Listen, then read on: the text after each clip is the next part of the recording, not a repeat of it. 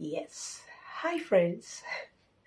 Yeah, still on the issue we have at hand, the topic we've been actually discussing, and today is we're still going to continue on the topic we are talking about before. So, how's your day been going? Mine has been awesome, and it's a pleasure being here again to continue on our interesting topic. And if you care to know what's the topic is understanding envy.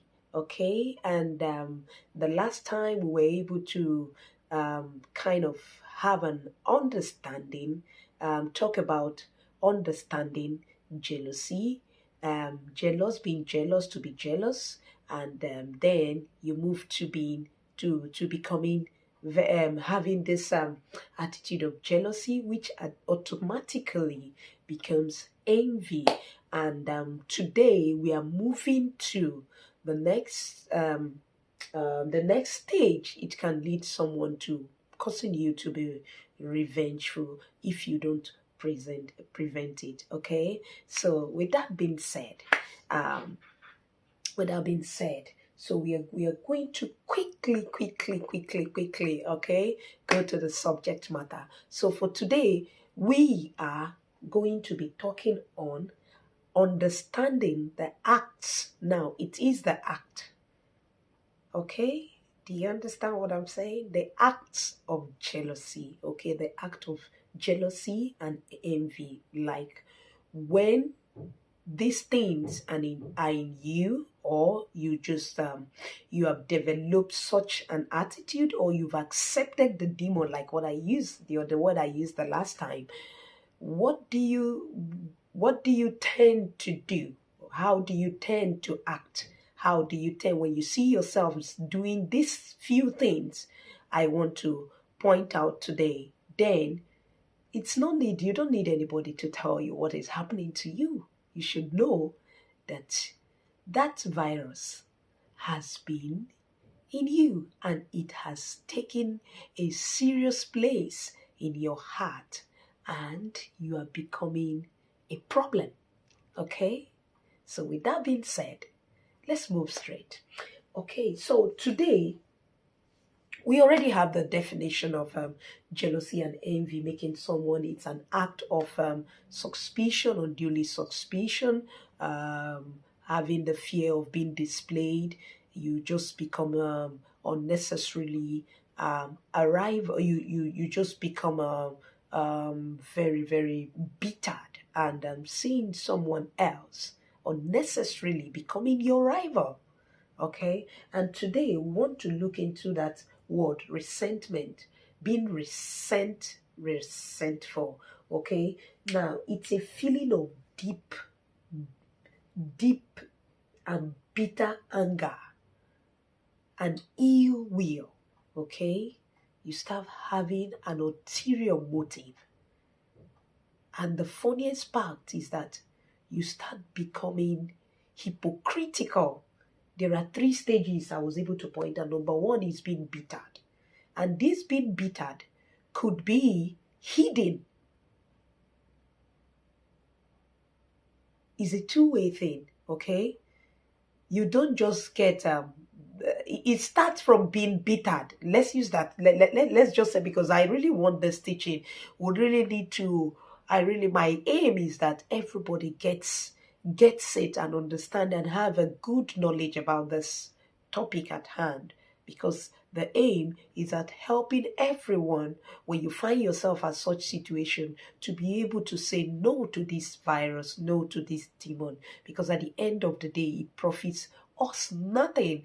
Rather, it does harm to us. So with that being said, I would like to say, I'm saying this to say that, okay, that it starts from you developing this bitter. That's the act. Okay, you start being bittered unnecessarily. That's the first stage. I was able to come up with three stages. Okay, which I think that is the, you can't do it when you talk about jealousy and envy. You can do away with having, you can't do away, you can't just go beyond, or what do I say, what's the right word, you can't just go without mentioning around this issue without mentioning these three things. Okay, first, you start becoming, and it's a process. It's a process, okay? It's a stage. You start becoming bittered, unnecessarily bittered. You get pissed off when you see your perceived rival, okay? You become suspicious. You become irritated. You become pissed off unnecessarily when the person steps in or comes around, or when you hear of the person, even if the person could be very far away from you, 1,000 miles away from you, you get bittered. Just at the mention of their names, you get bittered. You see, you get bittered, you get so pissed off, you get irritated, and it's a problem. It's a problem, okay? Then the next part is that you become hypocritical. You become hypocritical. Sometimes, okay, fine. If the person is very close to you, or is somebody you see on a daily basis, you happen to see on a daily, maybe your rival is at a family place, or maybe at a church place, you're at a workplace, there's this tendency that you get to see them every day, okay? Maybe in the week, you get to see them, let's say 3 to 4 times a week, or even 5 times, or even every day, okay? So you start you start having these evil devices playing in you, which the Bible talked about in Proverbs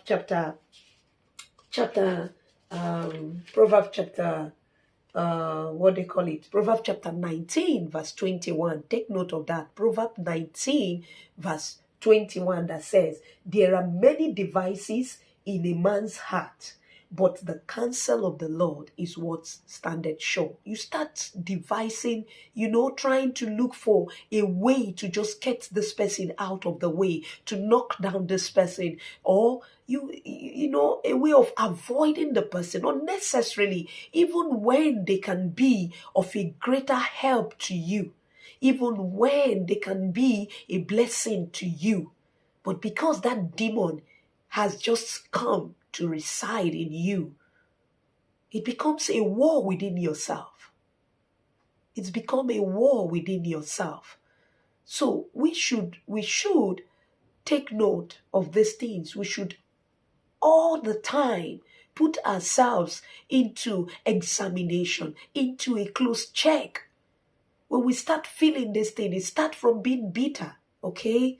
Then you now grow to that stage of being hypocritical, because the truth is, within yourself, that these people, whatever the case may be, whatever the form of jealousy you are feeling towards them, they are innocent.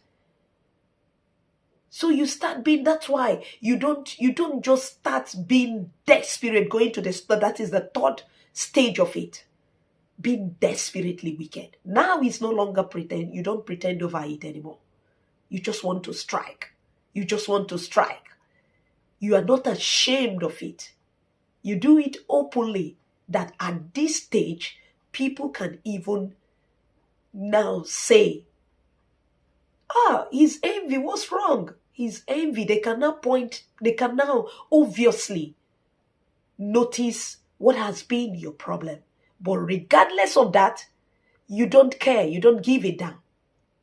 You are no longer ashamed, becoming a fool and foolish.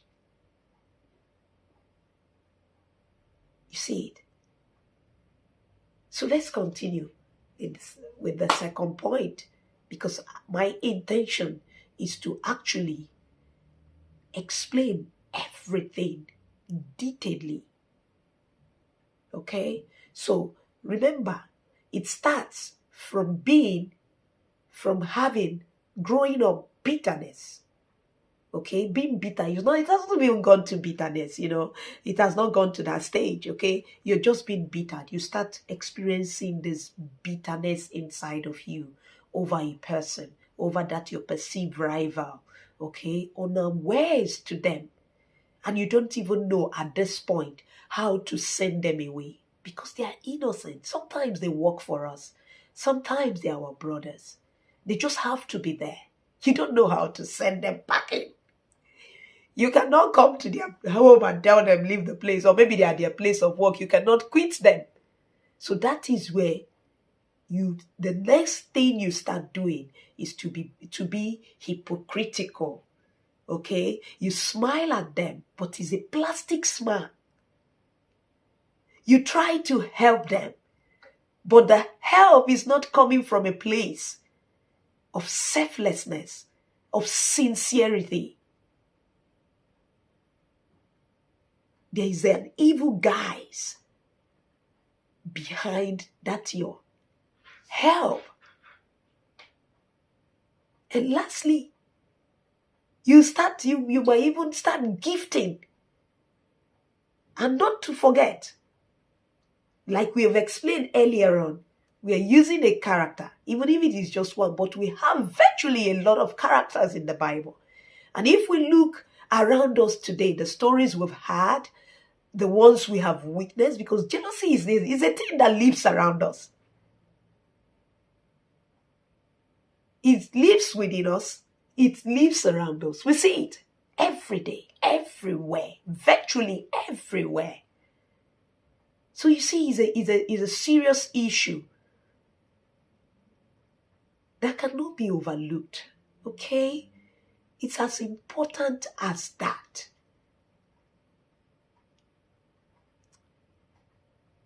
So you become hypocritical. You give.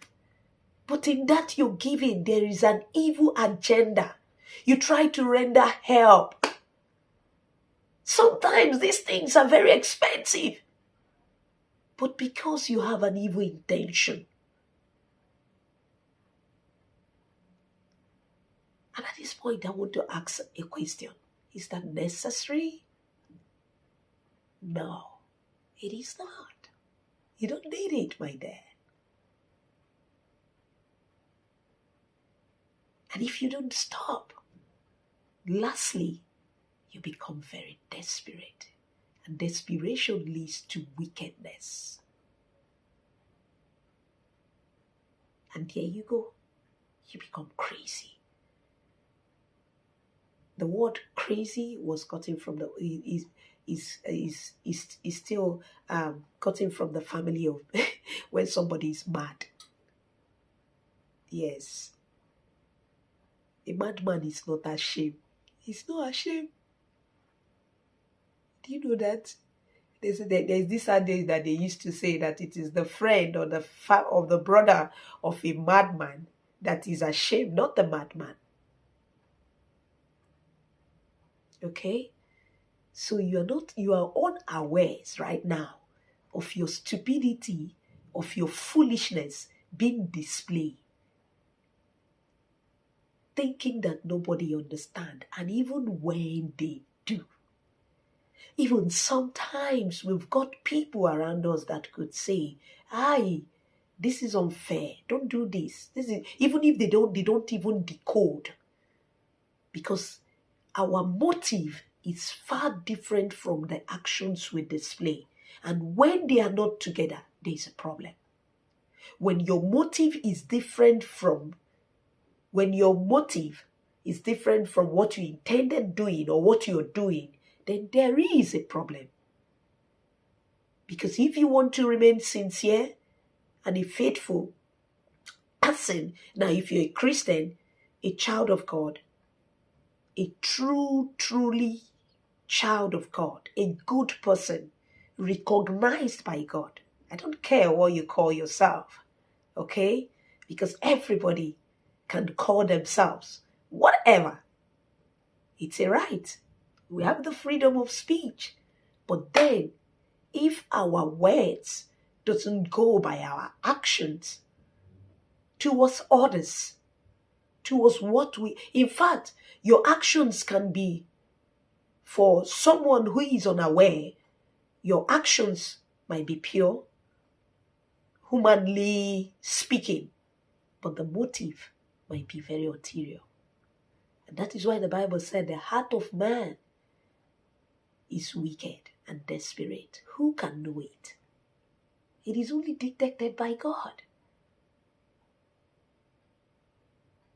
But sometimes, some few people who has by the grace of God have the knowledge of the scriptures and have the Holy Spirit in them, it is very difficult to display such attitude around them that they would detect. They will. So you have to be careful. Okay? So now, let's go back to the character which we are using to illustrate or to explain better the topic, the subject matter before us. That's David and Saul. Yesterday I told you how David was able to win the battle for Saul, and also with his musical instrument was able to play his music that helped or that delivered him from the affliction of an evil spirit. And there comes, thereafter, just about winning the battle for Saul, a very big problem, a very big pain on his tooth. There comes the spirit of envy and jealousy, threat. What happened? And when Saul could not control this, what happened? He becomes bitter, resentful, and revengeful. So that feeling, he wants to revenge. So that's what we're talking about. Now remember, first, what was the first act of Saul? The act of wickedness he portrayed towards David. Now, the part of bitterness, he threw a javelin to David unnecessarily. He tried to paint David as a threat to his son and all those around him, including his servants, his soldiers.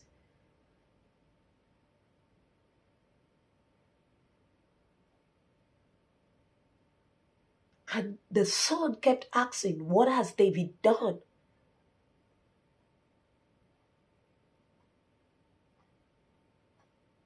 At this point, he didn't say anything to the son. He was just unnecessarily violent about it.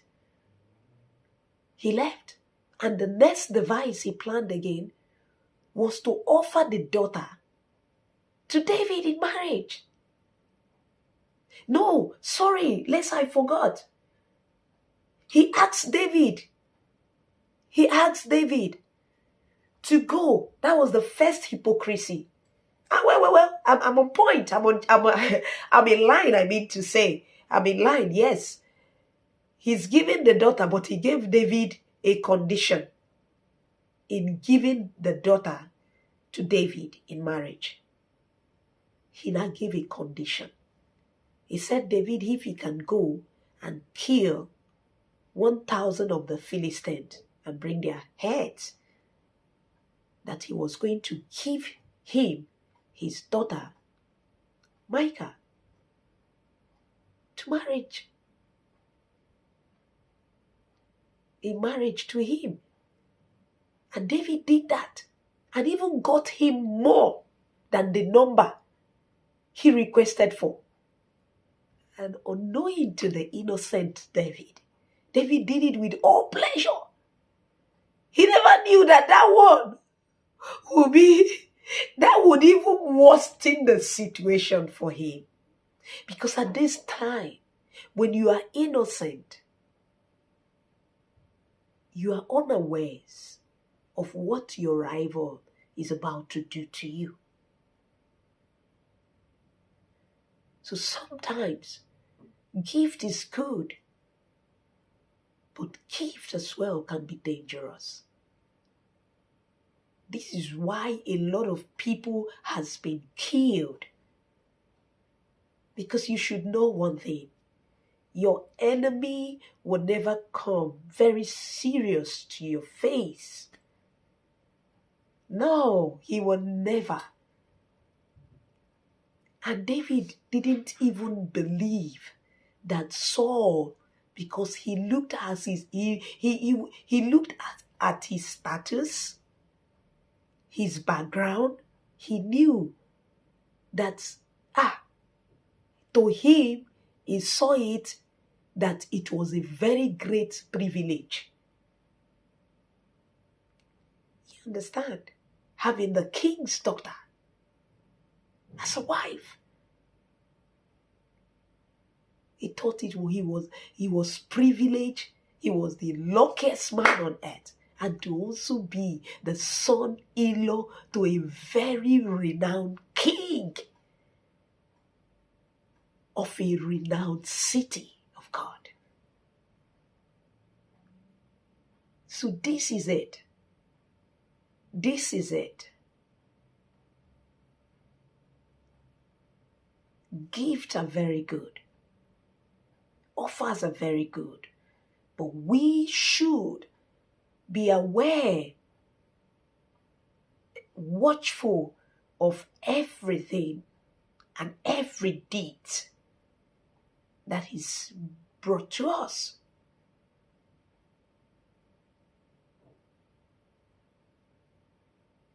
That's the thing. And after David killed the Philistines and even more, what happened? Saul became even more desperate. And at this point, it was no longer what? Hidden.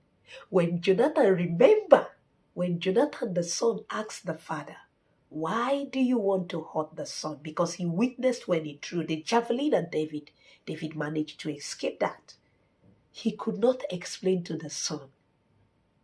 And after the next time, he has given David this offer of marriage to the daughter to go and kill the Philistines. His intention was that David was going to be killed there. Did you see it?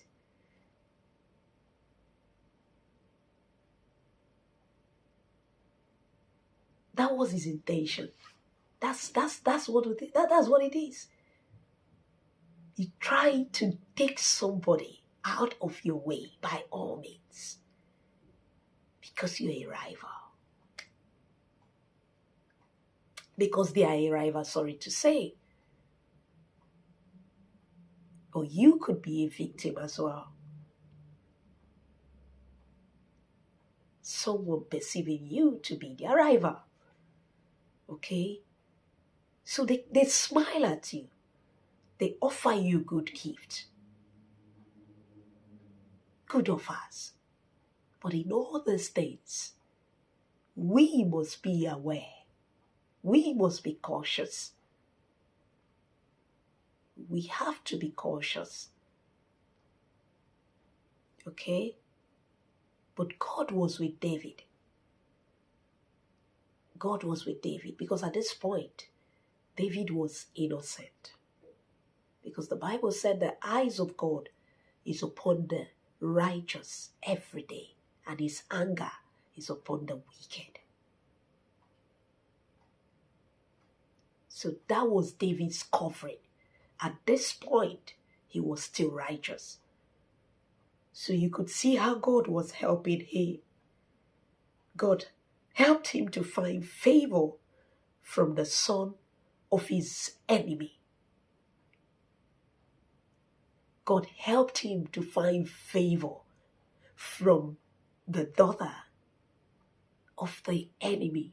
If Micah never loved David, Micah would have succumbed. If Jonathan never loved David, Jonathan would have listened to the father.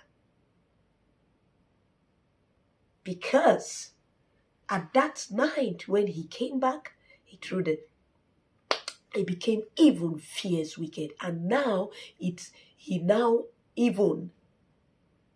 wasn't a secret thing anymore.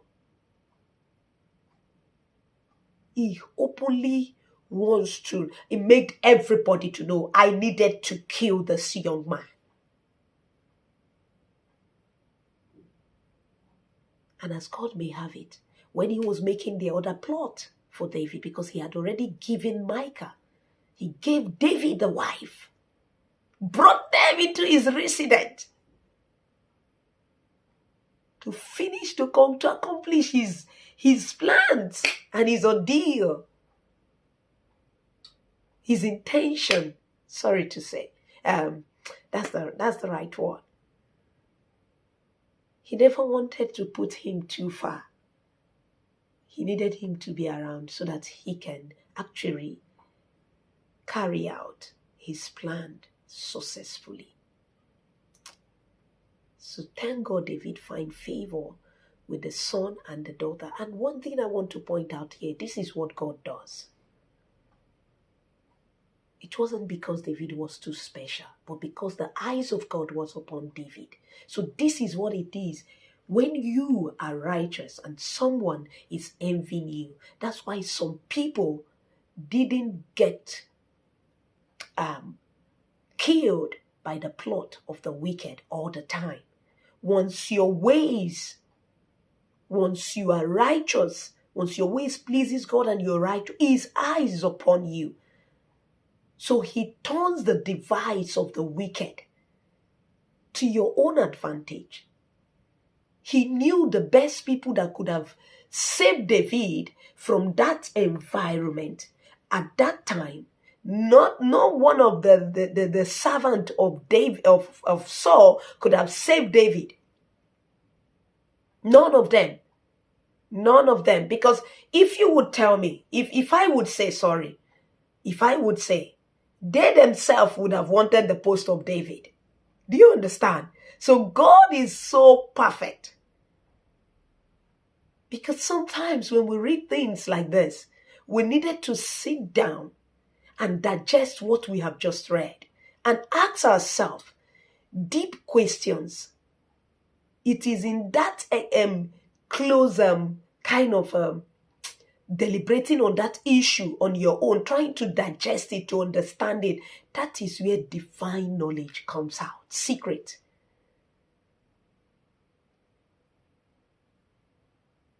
So God knew, he's perfect in his ways.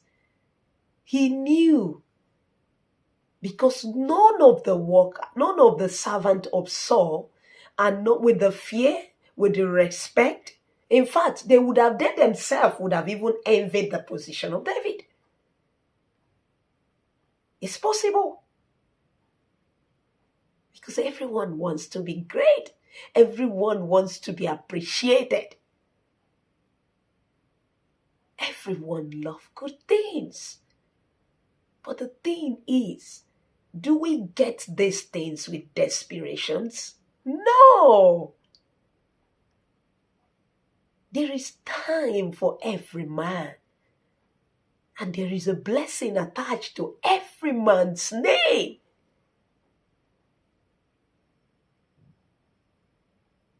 The same way, nobody is an island.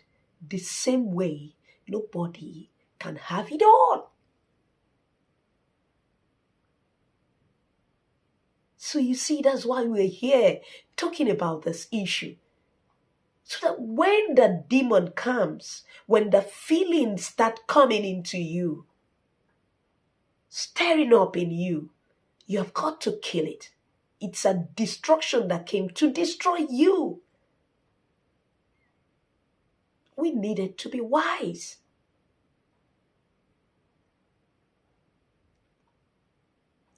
What happened? That same night, he gave the daughter to David in marriage. The daughter, thank God, I believe it's just God that allowed Micah to be passing, or I don't know what she was even going to do, and overheard the plot, including, I think it was Jonathan, and called for the sister. They both had to get David out of the palace immediately. And you see where they took him out from. Now let's move from this point. Let's move to the third place. Let's deliberate on the third point. I mentioned to you the acts of jealousy and envy is being bittered. That's the steps, the stages. The next, being hypocritical. And now, being desperate. Saul became more desperate. He nearly killed his son. When they came looking for David to slaughter him, and they couldn't find him, and he got the information that his children, he became so bitter about his son that he eventually threw a javelin at him as well. And the boy asks, what has David done? And he tried to lie to his son. But even at that, they knew. There and then, I believe Jonathan knew this was envy. This was a threat. Said, if we don't do something, David is going to take over the kingdom. But who said that? Who said that? So this is what we do. We lie over our rival. We lie on them. We paint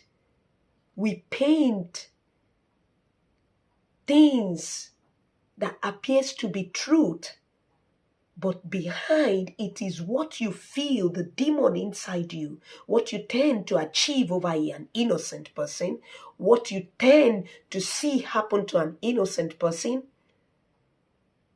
your bad wishes, you now paint it in a way to suit someone else, to form an allegiance where the thing is not easy for you to do by yourself. You go, desperation makes you to try to form an allegiance or a conspirators group of persons to be able to achieve your desperate, wicked desire. And the question is,